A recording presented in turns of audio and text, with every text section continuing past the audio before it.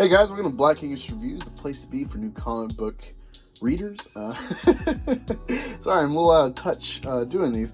Today I'll be covering Unsacred by Mirka Andolfo. I'm a big fan of her art, both cover and interior. This is a continuation, I think, of a project from her previous work. I think she's Italian. I found her originally from her Unnatural series being redone in English through Image from Italy. Highly suggest check it out. It's a pretty cool series, and then she did a mini series, Mercy, for Image as well, with a continuation in science. So this is actually volume 2 of this series, issue 1. So it's really like number 7, I guess, in this storyline so far. Yeah, I got the Otto Schmidt cover. I've been following him since I was in Afghanistan, looking up random art to try to mimic when I was drawing. But I'm going to start showing y'all something really cool to prep y'all. So here you got the info, all the artists and everything. It's all nicely done clearly in the front interior cover, and then if you go to the back, you get a cover gallery. So you can see I got cover B, and this is the other covers. I really wish I would have saw this Elias. I don't know how you say that last name, but I really like his artwork. And then you can kind of get a preview blurb about the next issue.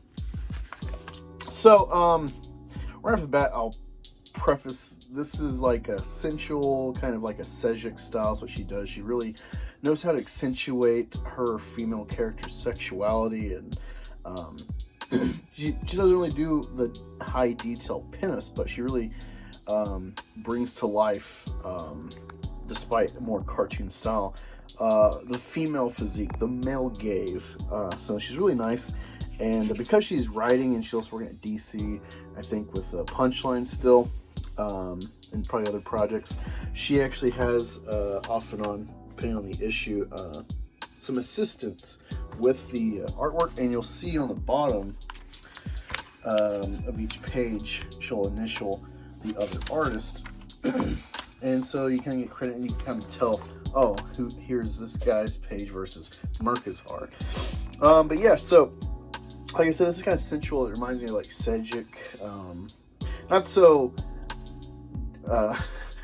deep, I guess, like Sunstone or his other work, or his wife's work, but it does have that kind of sexual tension all throughout.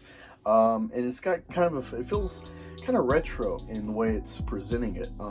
It's definitely more modern in how it addresses these tense sexual moments between this couple and other couples that, you know, pop up in the storyline. But it feels like I Love Lucy, or you know, something, a TV Land era sitcom. So yeah, it starts out, you got I don't know if it's Dam or Dom.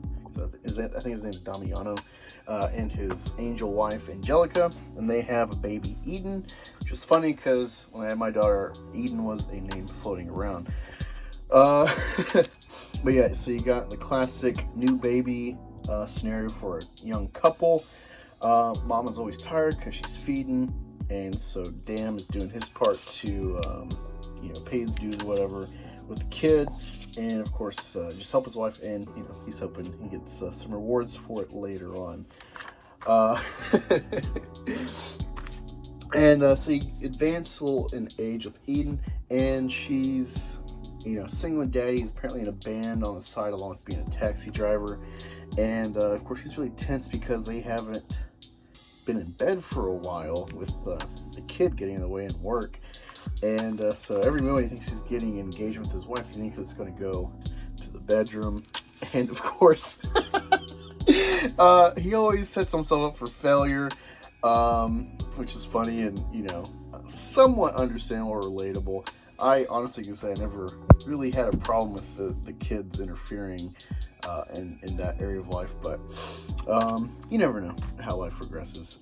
We can all relate, at least in an instant. But yeah, so he's always jumping the gun. He thinks, oh, I'm gonna get some. So he's like, all right, let's play a game where we, what's it say? You'll like it a lot. It's called How to Fly Attached to the Drying Rack for a Couple of Hours. And you see how pissed Angelica gets. And you see what I mean, like, Mirka really knows where to make the body protrude in the right way. You know, she does the curves right, even in the cartoon style.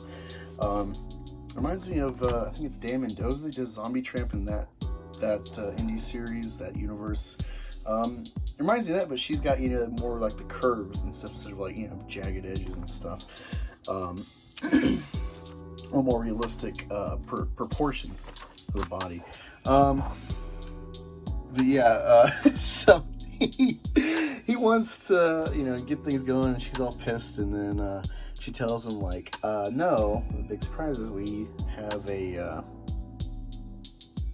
I guess like a timeshare or a cabin or something left by her dad that she's getting to use, and they might sell it for money. So she's like, well, I want this to be something Eden can enjoy. She's gonna come with us. He's like, God damn it. And so poor Dom is like, all right, fuck, we'll bring Eden. And of course he's getting this idea from Angelica, like, hey, I'll do one of the things you like. He's like, which one? She's like, all of them.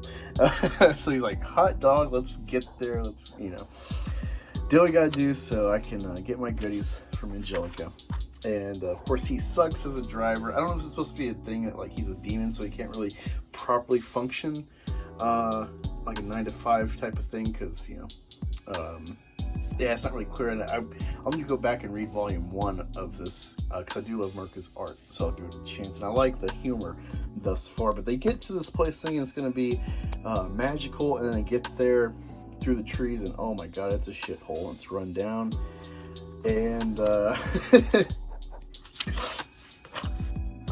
we get inside, and they're investigating, and of course Dom's got one thing on mind, even to the point where he has this awkward, where'd he go? Yeah. He has this really awkward situation where he's like, well, why are your breasts so hard and hairy? He's like, oh shit.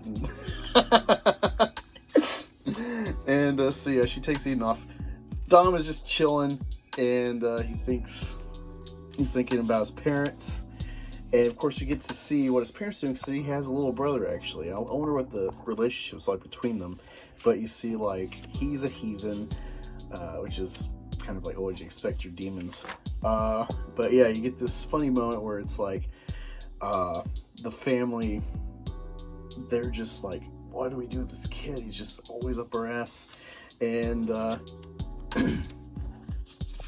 Karen's like, oh, you know, we used to have so much energy even with our first son, Dom. And so, of course, you get PP. I'm not sure what the name was. I think it's like Pedro. Let's go back to the front just so I give him credit. Pedro Perez doing this artwork for the change-up sequence, looking back at the parents and their situation. But yeah, they're reminiscing about the days of old, even when they had Dom, and Dom's like, man, they're always moving furniture. Weird. And they end up surprising baby brother with the totem pole, but of course it's set up where it's like, oh, they're moving furniture, wink wink. And so we come back to Dom, and he's like, oh man, you know, it's finally happened. And he ends up almost kissing what turns out to be like the butler angel of this mansions. I don't know what to call it. It's timeshare. That's what I'm calling it right now. And it's kind of, the one thing about this comic is, like, it's going and building up, and like, okay, there's some intrigue, and it's adequate, because here is actually like the end. It's to be continued, but it's so small you don't even realize it, and I kind of appreciate it because it doesn't draw your eye straight down here. But it'd be nice to like read through each panel and then be like, okay. To my surprise, when you flip, you start seeing the first 6 pages, or a 6-page preview for Sumerian, which is I think a tangent to Conan through this company. Yeah, essentially the butler's like, hey, who are you? And it's like, oh, you're the master's daughter. Fuck, if I knew I had company, I would have tidied up the place. And then he seems crazy, invites their daughter to have like tea or something through this chimney, and they're like, oh god, our daughter, you know. So that's like the cliffhanger of, oh, what's going on? There's this crazy guy and our daughter's run off with him in a mansion we don't know anything about. So yeah, it's pretty fun. It's simple. I don't know how big an audience this has, but you know, if you're a Mirka fan, then I think you should give it a chance. The art's fun, it's punchy, it's got a lot of personality and sensuality throughout. A lot of funny sequences. But yeah, I'll be doing issue 2. I actually got that yesterday, but I want to get back in the habit of doing videos consistently, so I'll be doing issue 2. Look forward to that. New Year's night sometime after I get off work. But yeah, thank you all for joining. Appreciate it. Be sure to like, share, subscribe, all that good stuff. Check out the comics playlist. I got a bunch of random stuff, a few videos I've done, my original essay style I like to do, which I want to get back to at some point, but I appreciate any viewership. Leave me a comment below what you thought of this book, if you read it, if you're a big fan of Mirka, things like it I should check out, and things that you might want me to review in the future. Again, appreciate y'all stopping by. I'll talk to y'all later.